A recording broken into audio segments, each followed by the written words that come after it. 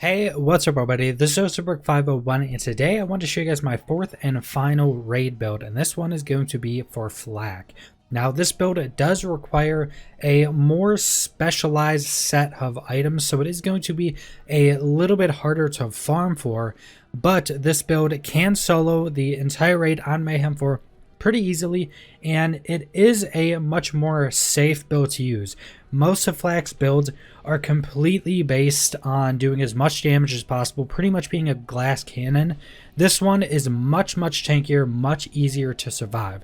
So let's go into the talents. So we are using the Bounty Hunter class mod, which does dictate quite a few of our talent choices. So first off, you have a 3% chance to activate any of our kill skills when dealing just gun damage to anything, which makes it so there will be up a lot of the time, especially on longer winded fights. And secondly, boss are now treated as humans, beasts, and robotics for your talents. And this will dictate some of our talents, such as Hunter's Eye, which gives you critical damage versus humans, armor damage versus robots, and damage reduction versus beasts, which on the two hardest fights in the raid, which both the bosses, especially Wotan, you get these massive buffs against them. Now, first we're going into the Hunter tree, which versus Hunter, another Hunter kill skill, Interplanetary Stalker, which just gives you a stacking damage buff for you and your pet. Then you also get damage bonuses, depending on what you're fighting. So besides the bosses, you're just getting bonuses on whatever you're killing. Then with the bosses, you can get all three of them, which is a bunch more damage. One of the important talents is Leave No Trace. Whenever you score a critical hit, there's a chance to add 1 ammo back to your magazine. This is one of the most important talents in our build because we are doing a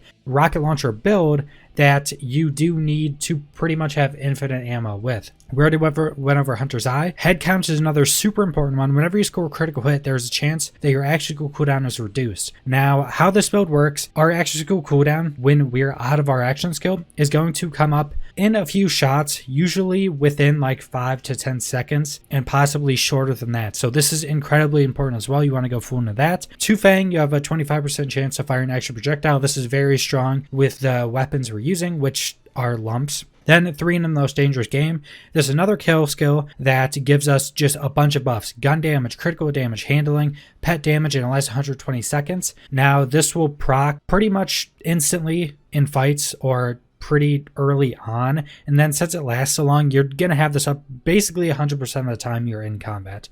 Then we have Galactic Shadow. Critical damage is increased by 50% and enemies are less likely to attack you. The second part isn't really that useful for us that much. Then the Capstone, one of the most important parts for the build again. Flak gains a chance to score a critical hit with weapons against any part of enemies. Now this, with the weapon we're using, this is pretty much just a critical hit chance increase, but this is super important to pretty much synergize with our Leave No Trace to get crits, with our head count to get our extra skill back more, and just to constantly get ammo with our crits, have easier crits, get our extra skill cooldown back quicker with crits. So all of it just ties together. Then we have 2 points into Persistent Hunter, which just gives us extra skill duration and a little bit of gun damage. Then into the Stalker tree, because we are using Fade Away, we're going 2 into Self-Repairing Systems, which is just health regen and max health. Furious Attack, when shooting things, you just get gun damage buffs, handling buffs, and pet damage buffs. 5 out of 5 in the Eager to Impress. This is kind of overkill with our other talents, but I went into it just to make sure we can always have our action skill up. You can change this out for some more self-repairing systems, for all my BFFs, whatever you want. This isn't going to be super important just because it's a little bit of overkill with our head count already, but you can change it up if you want to. If not, it's going to work pretty well either way. Then Tertanium Run, which gives you health regen and damage reduction while moving, which is helpful, and then gun damage and fire rate while standing still. Then we have the Fast and the Furious. When you're above half health, your gun damage and movement speed are increased, and your pet gets a damage increase as well. Your pet really doesn't do much damage in this build, but it is getting a bunch of damage increases, so if it hits without instantly dying, it'll do a little bit of damage. Hidden Machine for our 2 last talents, which just gives us damage when a target is not attacking you or attacking something else. Now, we are not using Gorilla in the Mist with Fade Away, which is usually what you use for Fade Away builds because it allows you to do as many shots as you want while Fade Away is up. But since we are using lumps, which are charged weapons, so it takes a bit for it to charge up then shoot, we really don't get that much extra shots out of this. and we get the massively reduced critical hit damage with this. So what we are doing, and also you don't get near as long duration. So we're using a normal fadeaway. We're just sustaining it much longer, even more than 15 seconds, because we have Persistent Hunter. So that makes us super tanky because we can shoot to not shoot, just run around with a lot of health regen, movement speed, and be completely invisible.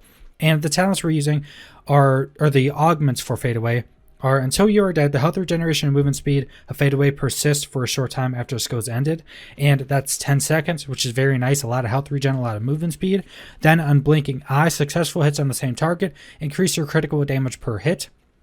It resets after 3 hits, and this is very good because this procs a lot with the lump shooting and hitting all these targets.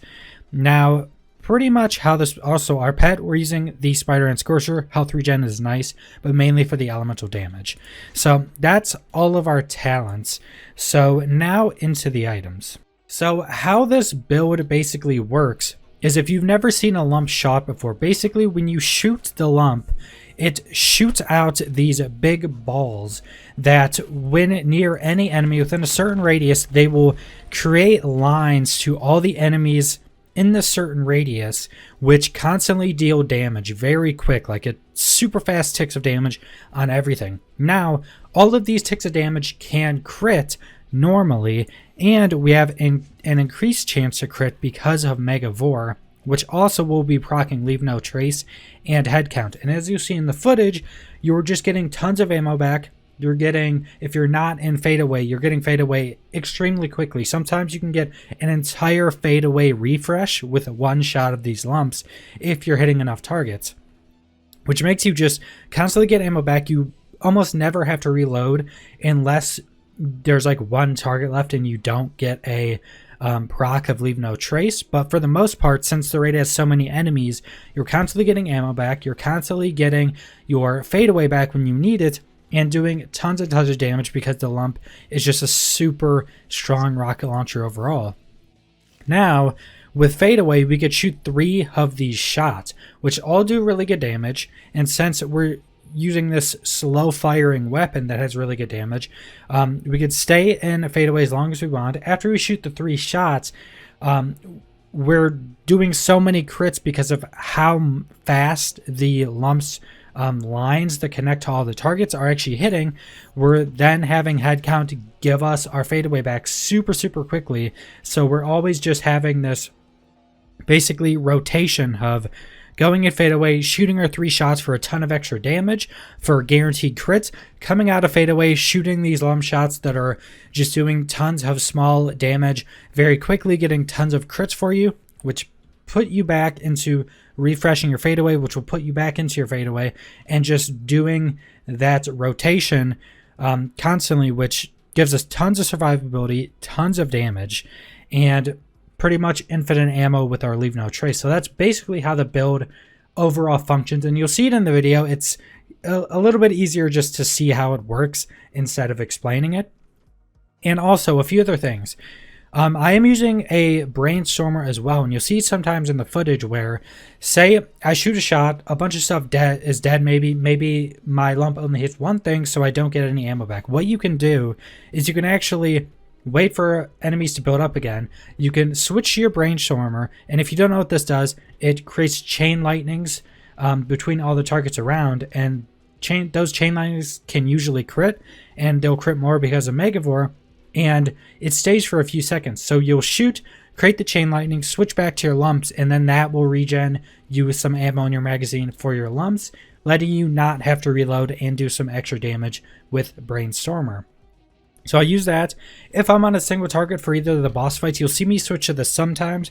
I don't do it a bunch, but since the cut swings are so good against boss targets and bigger targets, you'll see me switch to this sometimes to do some extra damage if it's pretty much just the boss left and just a single target thing left. The cut swings are going to be super good for that, and that's pretty much all I use. For shields and grenades, I always go with rechargers. They're super good. Again, you just want, like every other build now, you want the anointeds that give you action skill or give you elemental damage after your action skill for 10 seconds. On the shield and grenade mods, remember, don't have them stacked as the same elemental damage or one won't work. I do shock on the grenade and corrosive on the shield, just because that's pretty much everything you're fighting in the raid. And for the shield, I would always recommend a transformer or a recharger. They're like the tankiest shields in the game. Doesn't really matter that much on the grenade because I don't really use it a whole lot. Now, for the artifact, I'm actually using a Flesh Melter Victory Rush. Now, the Victory Rush is really good for whatever artifact you're using. When you kill badass, you gain movement speed and damage for 60 seconds, and there's so many badass in the raid, you'll have this up all the time. Pretty much the only secondary role is action skill cooldown rate, which does help a little bit. And the reason I'm using a Flesh Melter, which is a stacking corrosive buff when you kill stuff with corrosive weapons, is because I'm not using any like incinerary, lump, or anything like that. I'm just using shock and corrosive. So what I'll basically do is use like 1 or 2 shots of a electric lump to break their shields down, because it does so much damage. It'll usually break most things' shields pretty quickly. And then we switch to the lump to kill everything, get those stacks up, which just give you massive damage increase with getting those stacks, just doing, you know, 100% increased damage. So you're just getting this ton of damage with the Flesh Melter that you really can't get with other artifacts. Even a elemental projector, if you were applying a status effect to yourself all the time, wouldn't do as much damage as a fully stacked Flesh Melter. So that is why I'm doing that, and that's why I'm only using these 2 lumps. Also, for the lumps, try to get ×2 if you can. It's going to be much, much stronger with the ×2. And I don't have either anointeds that do anything on this build. So these are pretty much just ×2 lumps with no anointeds on them. So you could even get quite a bit stronger if you had good anointeds on your lumps. Which is nice, because you don't have to worry about anointeds on the lump to do this raid decently, quickly, and pretty easily. But if you want to do that farm, if you want to trade for some people to get the best lumps and get some good anointeds on them, it's going to be even stronger. So that is the entire build. Subscribe if you want to see more Borderlands 3 content. Leave a like if you liked our video. Leave a comment down below what you guys think about this build. If you guys have any questions about how this build works, about where to get any of these items, leave it in the comments. I'll try to reply to everybody, and thanks for watching.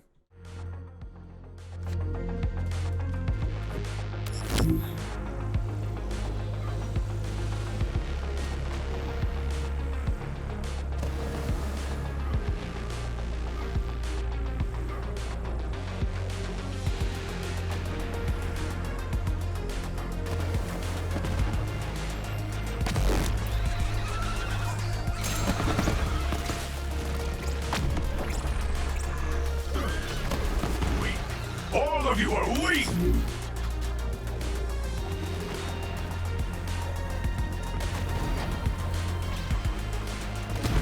We gotta take out that vault hunter! Now! Front gate!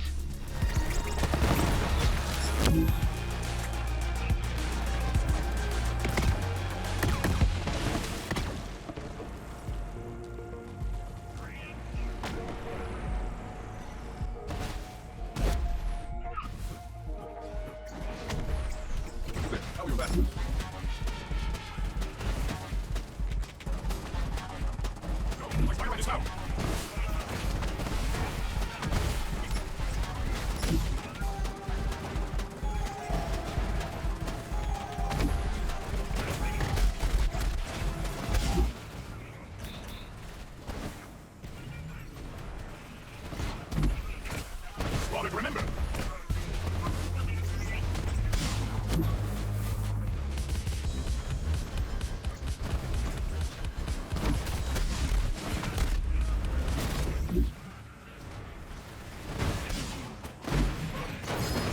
Run, you weakling!